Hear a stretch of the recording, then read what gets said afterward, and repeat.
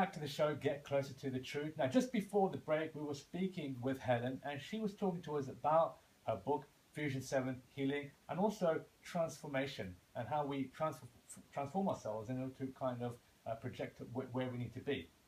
Now, we've got some questions that have come from the audience and from the viewers at home. And our first one is from Craig in Leeds, and he's asking us, is transformation an outwardly action for all to see?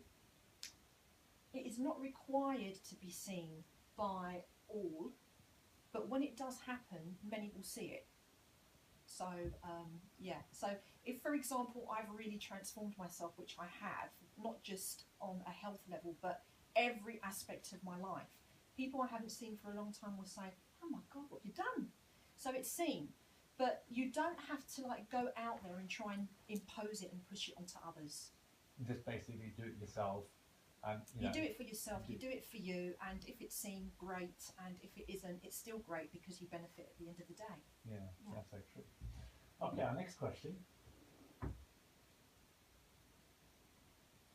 Is it possible to over-transform to the point you become insignificant? Well, that's a very, that's an interesting question because I've seen it happen. Yeah? So, what I'm always saying, especially to my students when they come in, is as you go deeper into the rabbit hole of transformation, you really need to make sure that you're grounded because you are in a 3D domain right now. So you have got to remember that you are human and not to fly off into woo-woo land. We need to be just as much human as we are spiritual. Otherwise, it can get weird out there. So you say you can get lost. We need that balance. Definitely. So how does one have that balance in terms of living, if you like, this life of, if you like, spirituality and living in the world? Delegation. Yeah. You've got to delegate. Otherwise, you will get lost. I've had a lot of students who get addicted to it. That just like any other addiction, it could be heroin, it could be whatever it might be. People get addicted to doing modalities and spiritual work they do. And I'm like, hello, snap out of it. So when I'm teaching, I'm always doing stuff that keep them very grounded as well, keeping it very real. It's very important to me. Great. Yeah. Excellent. Okay. So our next question from the viewers. I know what I would like to be, however, do I need to convince others before I start my journey of transformation? No. No? Okay. Absolutely not. The only thing that needs to happen is to release yourself from needing that confirmation from others on the outside. So it would mean that there's insecurities going on in the person, and that's what they would need to shed in order to be able to go forward in that direction that they choose. Okay. Now, you're from Cyprus, okay? I'm from here originally. Originally from here, so yeah. You're originally in Cyprus now. Yes. I mean, you do workshops, right? I do. Yeah. Okay. So tell me more about your workshops. If I was to come to a workshop, what would I gain, and what what's it all about? Okay. Well, there's 12 or 13 classes, so there's a lot of classes to go by. In that book, it mentions the very first one, which is the foundation course of Fusion 7 Healing, and there's some interactive processes in there. But if somebody was to do classes with me, that would probably be the first one that they would learn or remember, so to speak. So that one is all about vibrational frequency, light, colour, sound, like we mentioned earlier on. And also, in liaison with that, development of intuition and how to also flip into different brain waves. Beyond theta, we've got epsilon and we've got delta, and other kind of brainwave states that takes you very deeply into oneself. So that would be the first class, but then there's also classes that are about sacred geometry, that are about alchemy, that are about sacred elements. Because that was something that I saw on your website. Talk to me more about that.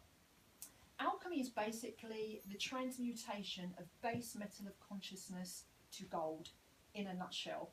But we can do that quite literally, so we go through all the stages of all the different levels of consciousness. But again, because it's fusion, it affects all levels of our being. So it could affect your health, it could affect the state of your consciousness, it could affect you if you are, spiritual or metaphysical, or whichever way you are, if you're atheist, doesn't really matter, but it's really deep core transformation. Wow. Yeah. Okay. I want to come to your workshop. You're welcome to it. So how many workshops do you do? I mean, is it just one, or is it kind of follows on to it kind of, you got to do a series? Yeah, they are in a succession, but the past few years, I must say, I'm not teaching them in that particular order, although there are some that do need to be taught in a certain order. Yeah. Okay. Our next question from the audience and the viewers at home: how can one remain committed and focused at all times? Your passion. It's all about passion, because passion is related to one of the elements, actually, the fire element. So if your fire element is weak, for example, then you would need to enhance that or tonify that, as we say in traditional Chinese medicine, because that's part of my background also. So you would need to tonify your fire element. So then what that means is that your desire is enhanced, your devotion is enhanced, your dedication is enhanced, and also, I'd say discipline, but when I say discipline, I don't mean it in a kind of a regimental kind of way, but in a way where you can be focused on what it is that you love. So if you don't love it, then don't bother doing it. It's not going to happen. Now, what happens if you've got to do something because it's part of something? So, some people don't like doing things all the time they do. Right. So, what happens if you have to? Okay, so then you need to be a little bit like an intuitive investigator and really backtrack and be very, very specific. So let's say I want to get to a certain destinations. Let's say I want to be like a master in vibrational alchemy. That's the kind of status that I've sort of got to. But there's some bits that you don't like. You need to focus on the details and say, okay, what is it that I don't like? What is causing resistance in me?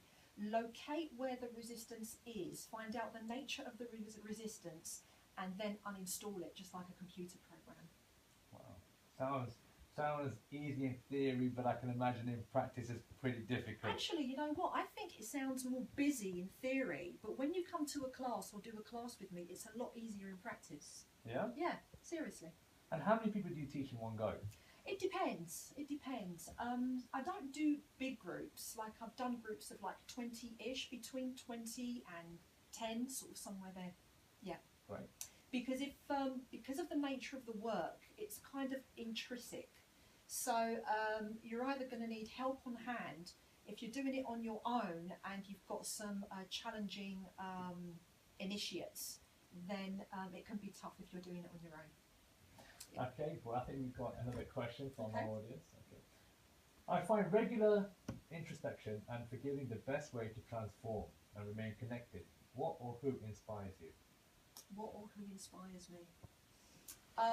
The people that fuse, that converge kind of energy, vibrational concepts with science. These are the kind of people that inspire me, such as Greg Braden is one, which I've travelled with in the past.